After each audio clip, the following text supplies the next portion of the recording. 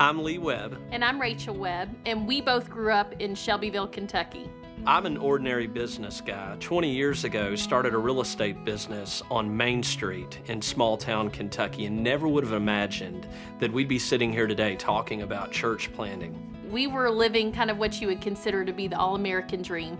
We had our first child, we had just built a house, everything but the white picket fence. And then really, at that point, God turned what we thought was our perfect life upside down. One day I was sitting in church, and we loved our church, but I had this vision and this idea that there was 100 friends that we knew that weren't in our traditional church context. And so we just started dreaming and thinking about what would it look like if we went out to where they were instead of waiting for them to come to us. Really, it started out of a love for Kentucky and a love for our hometown. We looked around and we saw that a lot of people that we cared about would never step foot into a traditional church. So God built a team around us, and it was almost like the expectation and anticipation of what God was doing was so great and so big that it was like there was no way we were going to be able to say no to it.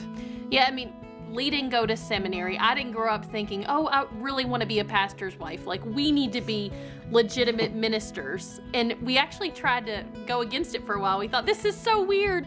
But really, over time, God showed us that even where we were, even though we weren't formally trained, that He could use us in our everyday life. And I laugh because we started our church plant. We started out in a paint store, and then we met in our house for a while, and we ended up in elementary school. We would never have imagined to be a part of something like starting a new church. That sounds really hard. It doesn't sound advisable, but it was what God called us to do. And through that new work, we were able to see God's faithfulness. And because of that, we became very bullish about church planting. When I was in college, I was actually baptized at Southland, so I always had this gratitude and affection for the local church and specifically what it meant to me during that season in my life. But fast forward years down the road, we are comfy and cozy, so God's already unsettled us once and said, okay, I want you to help plant a church.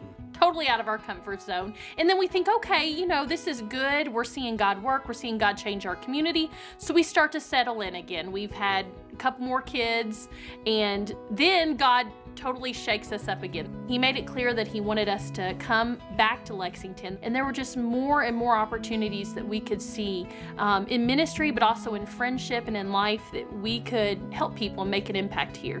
Long ago, God put just a deep passion for Kentucky in our hearts.